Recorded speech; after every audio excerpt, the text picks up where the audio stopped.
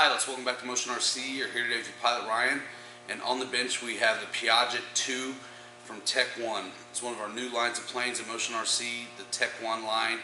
Everything from EPP, EPS, EPO, even Depron covered in film for the really lightweight indoor flyer.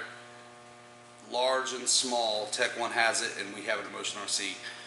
By now you've maybe seen the flight video. This thing was a super lot of fun to fly and gets along okay even in a small space. But if you haven't seen that video, check it out. It was a lot of fun.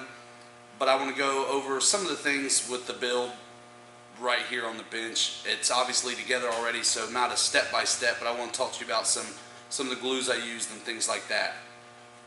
First thing I want you to be aware of is that some soldering is required as of now with this kit. There weren't bullets between the ESC and the motor, so simply solder those up yourself.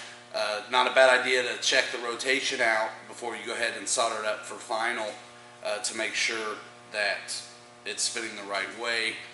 Although the ESC manual has a line for reversal of the rotation, I was unable to make that work, so I had to unsolder it and resolder it back up. If you get small bullets, by all means use them.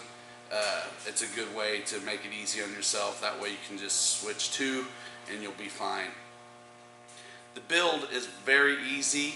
TechOne recommends epoxy for assembling these models, although I don't think that's exactly necessary.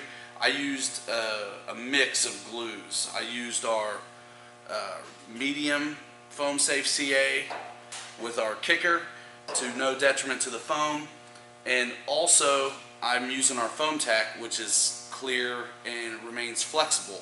And a model made of EPP, which is definitely flexing, I think this is a good choice. So I used a spattering of both. Use foam safe CA on the items where you want a wicking action, like the control horns and what they call knight's heads in the manuals. These little standoffs that hold the carbon rod where it needs to be, so it's lined up just right with the servos. Servos are easy to access after they're installed. I like to use the foam tack on those, and I also like to use the foam tack where the EPP surfaces meet. Foam tack is flexible, dries clear. It's a very good choice for a model that is flexible. The canalizer also, I use the foam tack for that. Again, CA is great for control horns and these what they call knight's heads. Also use CA on the, there's a little clear plastic motor board, so to speak, that glues on to the front and then you screw to it. I like the CA for that as well. Very easy build. The spar, I use the CA. Medium, foam safe CA. I did use a little bit of regular thin CA on the items that I wanted to have a real good wicking action.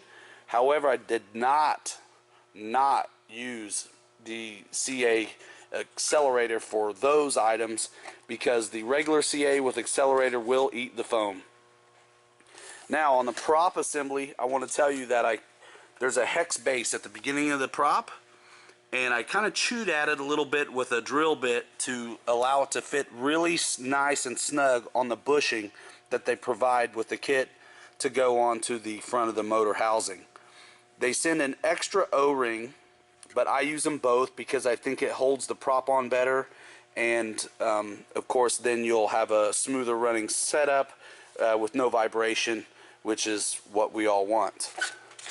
The landing gear, same deal, carbon fiber. It's just a cross. You cross it in there and then over here, and you glue these little gear leg covers on and the wheel setup.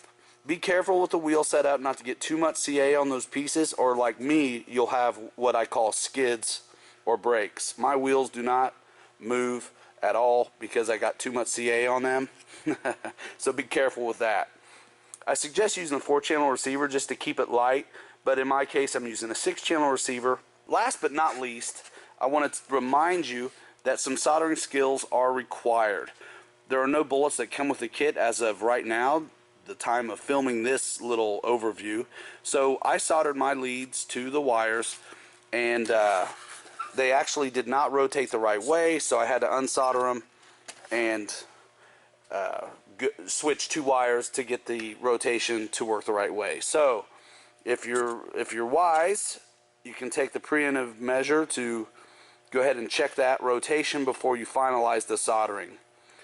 Always a good call. Or you can put some bullets on there yourself. I would use some small bullets, as the gauge of the wire is not very thick. It's all wrapped up at the moment, so you can't really tell, but the wires are pretty thin. It is a 10 amp ESC, so you don't need very much. JST connector is what comes with the ESC. The 350 milliamp and 450 milliamp are the optimum batteries for this plane, although a 600 would be okay, especially if you have enough space, because of course with the heavier pack the plane needs to fly a little faster. I don't know what to call these Depron pieces right here, you simply notch, they're cut already and notched, and you put this together very easily. It's made out of Depron, and it will also require a foam safe CA so it doesn't eat up the foam. Now be very careful with these, as they're very brittle. I actually, just by putting one together, crushed it pretty good, and so I had to repair it already. It may be hard to see, but you can see where I've glued it. Now you can glue these to the wing or just simply friction fit them.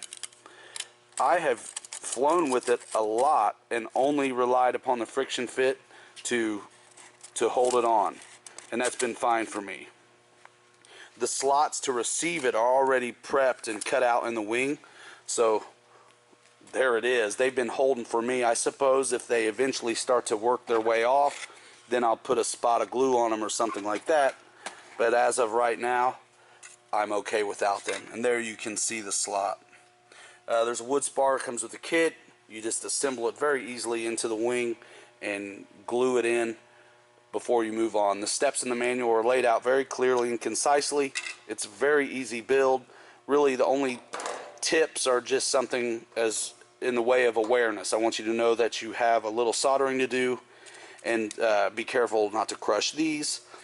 Also not a bad idea to put all these knight's heads, they call them, on the control rod before you install them into the body of the airplane, just to make sure they're lined up the way you want with no binding. That's what I did. All 3 were on the rod when I installed it to the servo and control horn, and that made for a super straight and slick assembly. And you can see we have these knight's heads over here too. Again, I use a wicking action CA for that. Very, very slick model. Very fun to fly. Check out the flight video. For all of us at Motion RC, this is your pilot Ryan giving you some tips and tricks on the Piaget 2. Available at Motion RC, made by TechOne Hobby. Thanks a lot, and see you next time.